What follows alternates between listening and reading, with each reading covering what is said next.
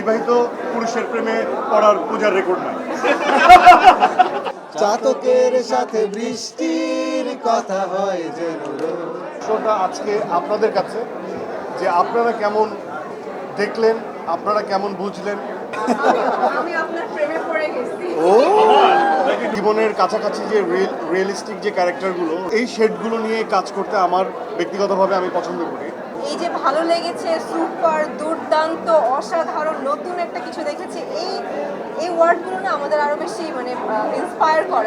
নূর হওয়ার পিছনে director, script writer, এটা একটা কালেকটিভ আর্ট ওয়ার্ক। সব যখন সম্মিলিত প্রচেষ্টায় একটা জিনিস দেখে এবং সেখানে হয়তোবা আমি আমার যে পার্টটুকু অ্যাক্ট করা সেটা আমি হয়তোবা করার চেষ্টা করছি। সো আমার কাছে মনে হয় যে নূর হয়ে ওঠার পেছনে টোটাল টিম এফোর্ট এবং টিম ওয়ার্কটা অনেক বেশি ইম্পর্ট্যান্ট। আর আমার এটা আমার দুর্বলতা যে আমি এই যে জীবন বান্ধব এবং এই খুবই জীবনের কাছাকাছি যে রিয়েলিস্টিক যে ক্যারেক্টারগুলো, রিয়েল ক্যারেক্টারগুলো, সেগুলোর যে আপস অ্যান্ড ডাউন থাকে, আমি বারবারই বলছি এর আগে, এই শেডগুলো নিয়ে কাজ করতে আমার ব্যক্তিগতভাবে আমি পছন্দ করি। তো যখন দেখি আপনারা খুব মনোযোগ সহকারে সেই মুভিটা দেখছেন বা সিনেমাটা এনজয় করছেন বা সেটার যে মূল জিসটা সেটা আপনারা সেইটার ভিতর দিয়ে যাচ্ছেন, তখন আমার কাছে মনে হয় যে আমার টিম কিছুটা সাকসেস বা কিছুটা আমাদের সার্থকতা।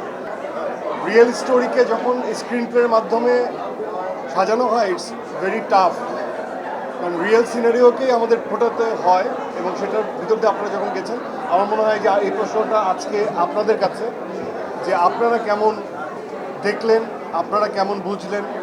আমি আপনাদের কাছ থেকে, যেহেতু আপনারা আমাদের ভাই ব্রাদার, আমাদের কলিগ, আমাদের সহকর্মী, আপনাদের কাছ থেকে এই ফিডব্যাকটা আসলে আমি আশা করি যে আপনাদের ভালো লাগলে ভালো বলবেন, সমালোচনার স্কোপ থাকলে সেটাও করবেন, আমরা শুধরে নেব।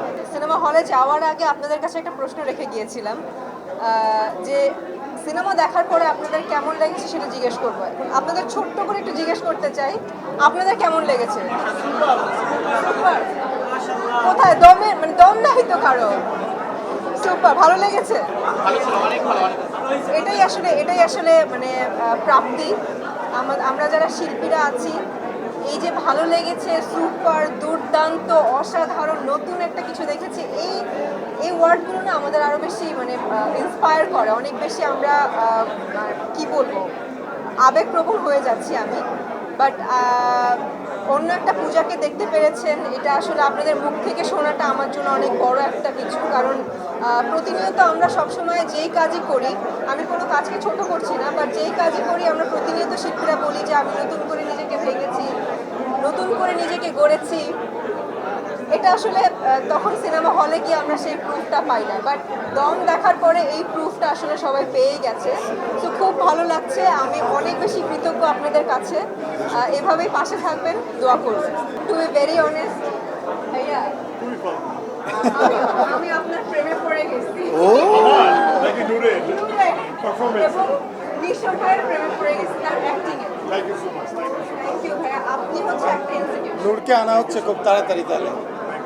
এবার আপনারা অন্যভাবে নিয়েন না যে পূজা চিনি নিশো ভাইয়ের প্রেমে কেউ পড়ে অন্যভাবে গেছি। নিচ্ছে তার অ্যাক্টিং এর, ও মাই গড, সে একটা জলজান্ত ইনস্টিটিউশন, আর কিছু। থ্যাংক ইউ সো মাচ এই প্রেস করার জন্য। এবং আপনারা বিচলিত হবেন না, বিবাহিত পুরুষের প্রেমে পড়ার পূজার রেকর্ড নাই। Okay point to be noted. এবং তার চেয়ে বড় কথা, আমি এঙ্গেজ। Thank you. কেমন লাগলো এটা বলা খুব কঠিন, কারণ এটা এতটাই ভালো লেগেছে যে এটা ভাষায় মনে হয় না প্রকাশ করতে পারবো। এটা আমার প্রথম প্লেব্যাক, তো আমার জন্য এটা অনেক বড় পাওয়া, অনেক বড় পাওয়া। গান যেটা বললেন যে আমার লিখেছি বা নিজের লেখা, নিজের সুর করা গান, এত বড় একটা প্রজেক্টে, দমের মতো একটা প্রজেক্টে যেখানে আফরান নিশো আছে, পূজা চেরি আছে, চঞ্চল চৌধুরী আছে, এত বড় একটা কাজ, সেই জায়গায় আমি একটা খুব ক্ষুদ্র মানুষ, আমি জানি না এত কিছু আমি ডিজার্ভ করি কি না। এটা প্রচণ্ড ভালো লাগার একটা বিষয়। এই গানটা আমার এবার ঈদে যতগুলো গান বের হয়েছে তার মধ্যে আমার অন্যতম একটা পছন্দের গান।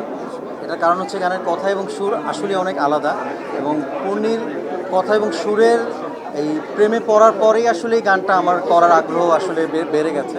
তো আমি মনে করি যে পূর্ণির গানের লেখা এবং সুরের কাজ আরও বেশি করা উচিত। ও খুব ভালো লেখে এবং ভালো সুর করে। আর আমার একটি অনেক পছন্দের একটা গান, এবং দর্শকদেরও এই গানটা থেকে আমি অনেক অনেক ভালোবাসা পেয়েছি, অনেক অনেক উইশেস রিভিউজ পেয়েছি যে গানটা ঈদের অন্যতম সেরা গান। তো ভালো লাগছে। চাতকের সাথে বৃষ্টির কথা হয় যেন রোজ, ভুলে বসে ওলি গান গায় আমি পাই না তাহার খোঁজ। চাতকের সাথে বৃষ্টির কথা হয় যেন রোজ, ভুলে বসে ওলি গান গায় আমি পাই না তাহার খোঁজ। আমি কোথায় পাবো তাহারে, আমি কোথায় পাবো তাহারে, আমি কোথায় পাবো তাহারে।